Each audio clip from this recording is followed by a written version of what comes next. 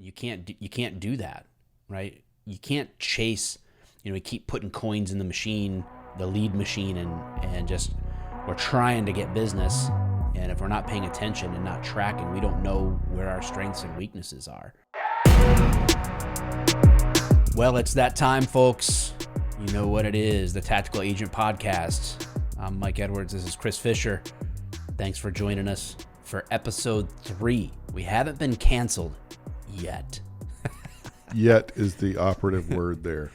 Both of us come from a social media background. We've been doing law enforcement related social media shoot for like 7 or 8 years.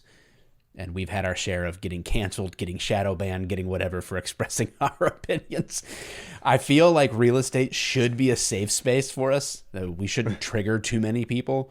Well, you just told everybody we were a cop, so yeah, we might offend some 90s real estate agent ladies that have glamour shots and wild business cards and tell you on the phone every time you call them about their listing that they've been doing this job for 38 years and they know better.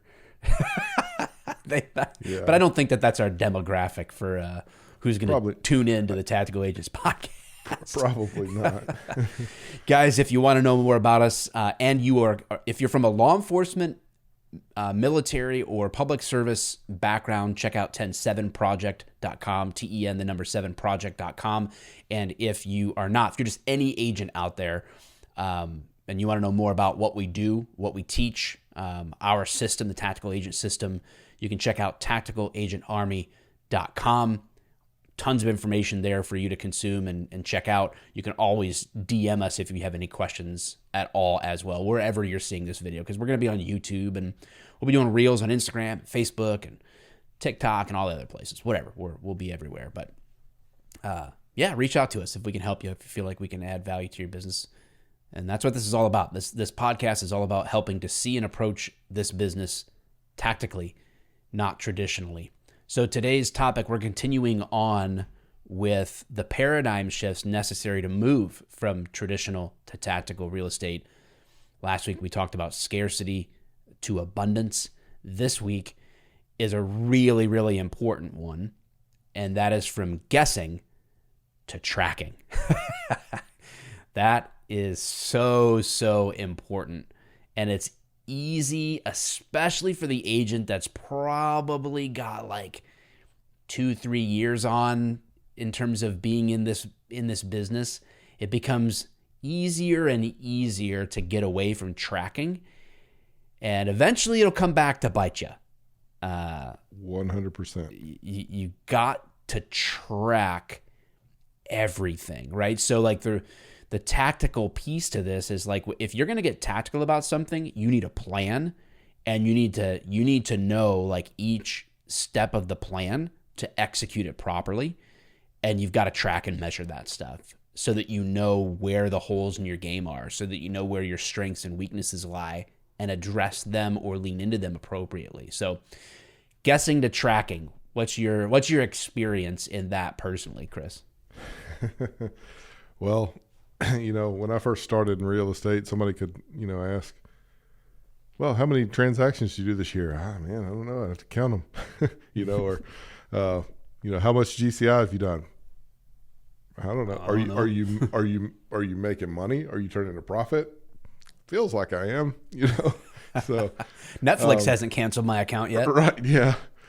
The checks to the mortgage company have not bounced. So, but yeah, it's really this interesting thing, because pretty much everybody that I know and I grew up with kind of grew up paycheck to paycheck. Like there was never any like real money coming in, and you went, your entire career was going to a job, somebody telling you do this, this, and this. You go do this, this, and this. You punch out, you go home, you spend your time. But real estate's not like that, right? Like if you're not careful, you'll spend way too much time doing it, or not enough time doing it, or you won't do the things that are necessary to be successful, even though you feel like you are. We've got one of our new advanced coaching students, and he and I were talking the other day, and he was like, man, I really felt like I was doing like 50 frog conversations a day. And he's like, I'm doing like 3. I was like, yeah, I know. You know, he We was like, gotta ever since. gotta pause there because I thought, oh man, we know what that term means. Oh yeah. Frog convo. So just so that the listener understands. So frog convos for us, you might have heard it like Ford. We call them frog conversations. And that just simply means like family, recreation, occupation, and goals and dreams. Like it's just anchor points for having an intentional conversation with people. Gives people some handles to hold on to as they kind of get out of their comfort zone and engage people more in conversations, because that's where it all begins. Everything begins and grows off of connecting to people in conversation. So yeah, doing frog convos is something that we track, right? Like we're really big on saying, hey, if you want to be a full-time agent producing at 6 figures or better, you need to be having 50 frog conversations a week, right? Like that's one thing that we track as an example. And that's not like you see your buddy in the aisle at Bass Pro Shop and say, hey, what's up, Jim? Hey, what's up, Mike? Good to see you, man. That's not a frog conversation. We're talking about you're actually engaged with a level of intentionality there in which you are seeking to identify a way that you can further that relationship. How can I further invest in this? And there's way more to that. We won't get too off track, but that's what a frog convo is. But great example of something that you could think you're talking to a lot of people the right way, but when you're tracking it, you're like, well, crap, I'm not doing the job. I'm like 80% shy of where I ought to be. Yeah. Yeah. That's exactly, it was like somebody just reached out and slapped him, when I made him start tracking it. And he was like, man, and he's done well. Like, he's first year in, I think he did 10 million. So, he's coming from a place of, I thought I was doing really good and I'm not doing anything. Like, man, if I get more intentional about this, it's going to be game on. So, right. Yeah. Yeah. Yeah. People are always capable of more than they want to. If you've never done it, doing a time audit on yourself is really, really good. If you can't trust yourself, get somebody else to babysit you for a week. That's probably even better. It's just that most people can't afford to pay somebody to just shadow them for their entire 7 days. But imagine if they did. Like, that's how intensely you need to do it, because we're really good at excusing ourselves from what we know we ought to be doing through distractions or all sorts of things that through inappropriate action, like you're doing the wrong things, you're focused on the wrong things.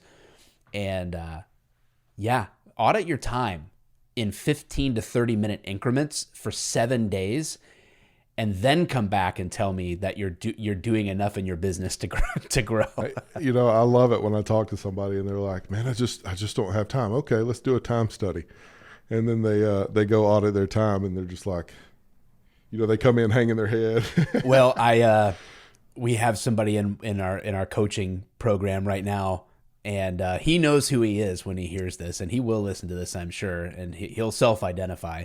But I had him do a time audit because one of his goals, I didn't set the goal for him. His goal was, I need to be better at time management and delegation. Okay, cool. Well, let's address that, right? First thing I need to do is see how you're spending your time now. So track your day in 15-minute increments. I don't need to know necessarily, every detail, but I want to see that you've tracked it in 15-minute increments. Topically, what are you doing? What are you working on at the time? And I requested that over a month ago, and I don't have it. You know why I don't have it, Chris? It's either one or two reasons. One, he did it and is embarrassed by it, or two, he just hasn't done it. Exactly. So you can't grow by guessing. You can only grow by measuring and tracking, right? Like that's how you get honest stock of where you're at and what you need to do. And it's just so easy to get pulled off track and waste time. But there is a level of accountability to actually physically writing something down. where you're like, man, that last 15 minutes, I really cashed it in. I used to call myself prospecting on Facebook, and I'd look at like 3 hours of memes and then be like, where'd the day go? Oh, I was prospecting. Were you? No. Were you though? No, you weren't. Yeah, we have a lot more time in our day. We can be a lot more efficient with our day, and nothing will help you understand where you're getting your results from. And that's another huge benefit to tracking, is knowing what works for you.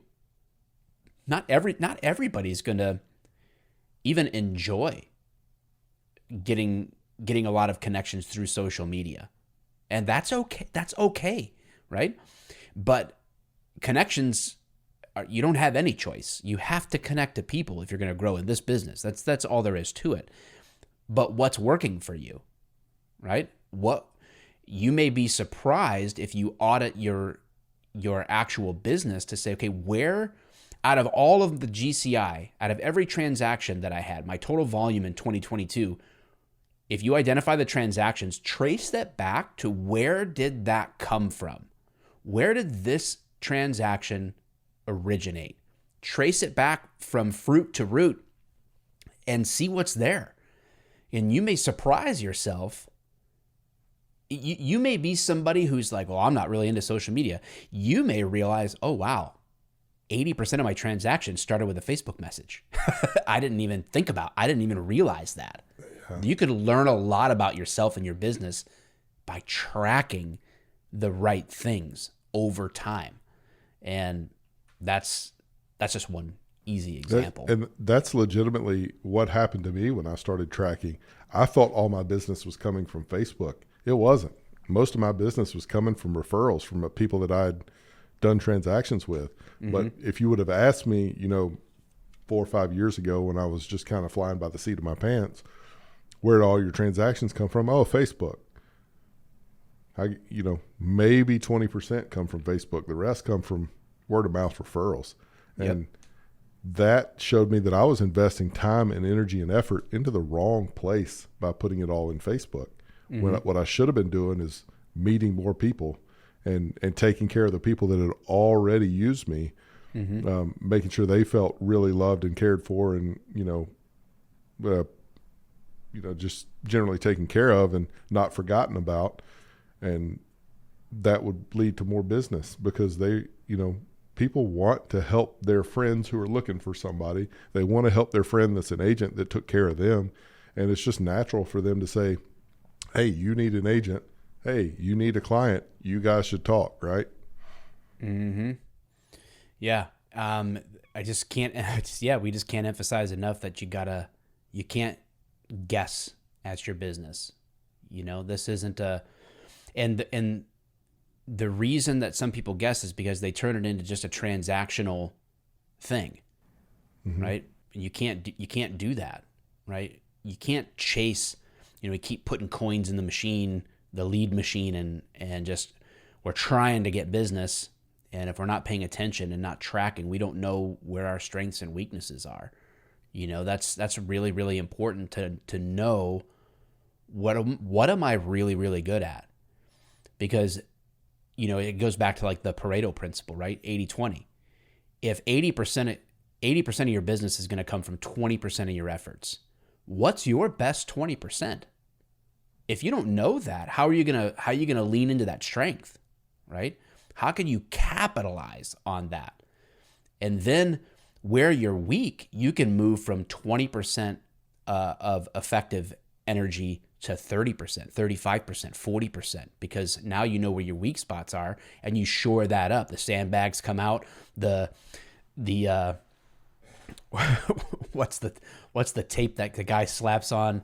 The Flex Seal. Flex Seal, yeah, you got to Flex Seal your weak spots, man. So there's the boat ain't leaking anymore, and you can strengthen the overall volume and direction of your business by knowing these things.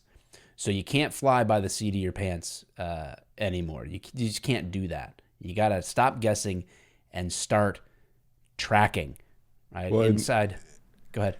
You can fly by the seat of your pants, but if you do, you're going to ride the real estate roller coaster your whole career, where you're you're either starving and you don't know how you're going to feed your family, or there's so much business that you can't think straight because you haven't built an infrastructure to support all the business you have. And then if you're not tracking what you're doing, it's just up and down and up and down and up and down and up and down. And trust me, I know it because I lived it. It's not fun. Yeah. Another thing real quick before we wrap this up is when it comes to starting to track things, a piece of that is, instead of thinking about grinding, because a lot of times people think if I'm tired at the end of the day, if I just put a ton of energy into my day, then I've done the right things. But you can work really hard at the wrong things. So don't think about grinding. Think about getting your business into a flow. And you can do that. You can pace yourself and you can control your schedule more by getting into a flow through tracking the right things, through knowing what your morning looks like, through knowing what you need to do with each hour of the day, and then getting after that in a flow. You have a rhythm, right? So don't think about grinding. Think about getting into that flow, a good, healthy rhythm. And that can be done through effective tracking. For you and I, we use something we call the Tactical Agent Field Guide. Again, you guys could reach out for more information. You don't have to have the field guide to succeed at this, but it's just, for us, it tells us with check boxes and a schedule, do this. It takes the guesswork out of tracking. You just track it. Well, and it's funny you say that about the flow. Like, one of the coolest things that I ever experienced was talking to a really, really high producer in San Antonio. One of the things he told me was, I figured out now that my time is worth $11 a minute.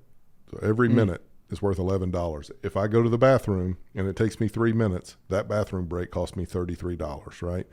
So he got super dialed in on his time management and what he was tracking so that he was only doing the most efficient things. And something really, really interesting happened to him. He went from crushing it and doing like 60, 70 hours a week to crushing it even more and doing 30, right? So it's so critical to track what you're doing, because you can buy your time back, which is way more valuable than money anyway. Absolutely. Yeah. Well, guys, thanks for listening. Hopefully these paradigm shifts are things that you can benefit from, that are adding value, making you think, maybe shifts your business. Again, just turn the dial a little bit each time you hear an episode. Again, if you're like, well, I don't know where to do this, I don't know what the right things to track are, I want more than what this episode gave you, reach out. We'll try to clarify something for you. We run a coaching program, tacticalagentarmy.com. We make that's not a hidden fact, right? Like, we're out here, we do have that.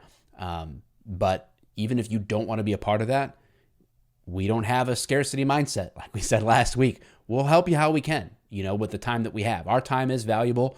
So that's why we charge for coaching, because time matters, right? And what we invest in is what we take seriously. And we understand that principle too. But thanks for listening. And if we added value to you or your business, be sure to drop a like, a comment, share it up, subscribe, leave a rating and a review, all the things. And we appreciate you guys. Absolutely. Thank you.